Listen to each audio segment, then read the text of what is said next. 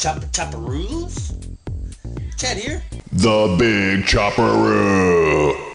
And I'm gonna make for you today this little box. Isn't it cute? Yeah, it's so cute. With the little cowboy on it. Yee-haw! And then, when we open it up, we have some beautiful shell inlay. Isn't that pretty? Oh, it's pretty, pretty, pretty, pretty.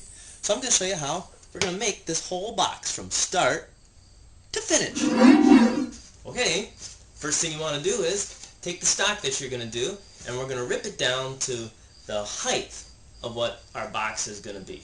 Now, the particular box that I'm making is 4 inches high, and so that's what we're going to rip this down to on the table saw. Now, before you go using your table saw, you probably know my rule about safety, but I seem to find that many people seem to forget the simplest little things, and, well, going back to my days in school, yes, I did go to school, I sometimes find that songs help you remember things. So, here's a little song for you. Yo, yo, yo, where'd you safety glasses, son? Where'd your safety glasses, son? Yo, yo, yo, and your ear protection too. I'll break it down for you. Since you ripped your board to the thickness we wanted, 4 inches.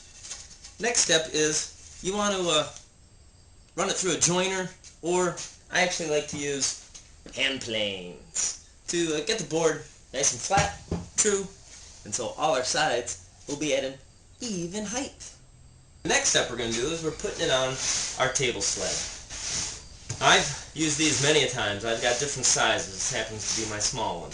And so we're going to take some of our stock, I'm going to put on here, and I'm going to measure over and mark it. So I make multiple cuts to get the exact same thing every time. Alright, what I'm going to do is I want 2 pieces at 8 inches and 2 pieces at 6 inches. So if I was going to do multiple boxes, this would be a great way to get everything exactly each time. I put my tape measure in and I keep it tight against this side of the curve. I then measure down to where the 8-inch mark is, and I take a scrap piece of wood and just clamp it in there. Now, every time I put my wood in, I'm going to cut 8 inches every single time. Okay, the next step on the table saw, you better be very careful with it because, well, you'll see in a minute, but it can be a little bit scary. Ooh, scary! Not that scary. Here's why I say this is scary.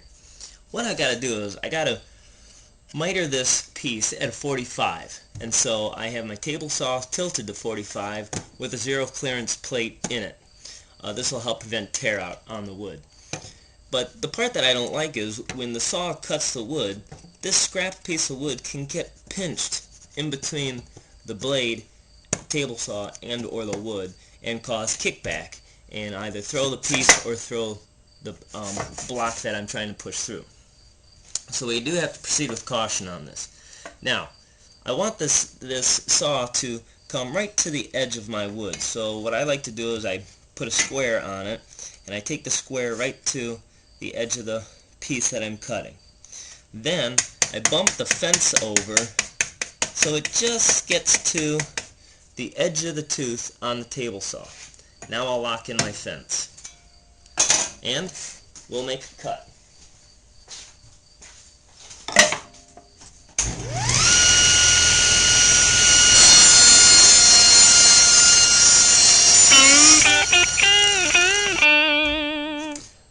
My board is 3/4 of an inch thick.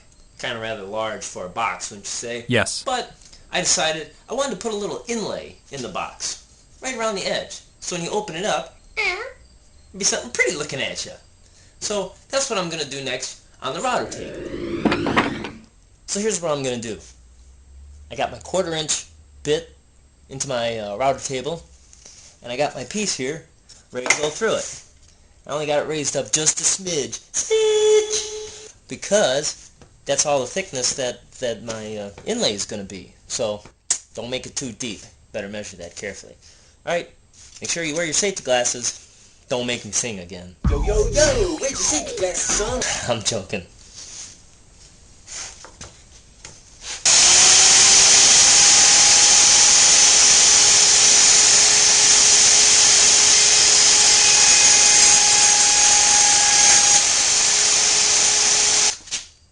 that you got all your blocks cut, let's go ahead and glue it up.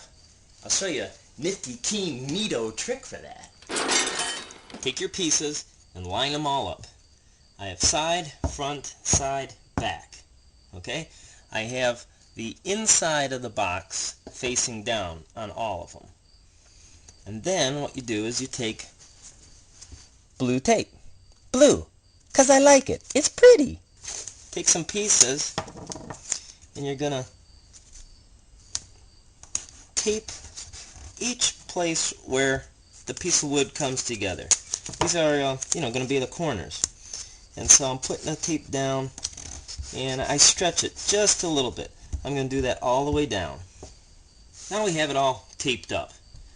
But before we go any farther, let's do a little kung fu finger fighting. Okay, seriously. At this point, let's flip it over. And then we're going to take our wood glue and we're going to put it at each side. Did you get it glued up? Well, now we're just going to fold up the sides.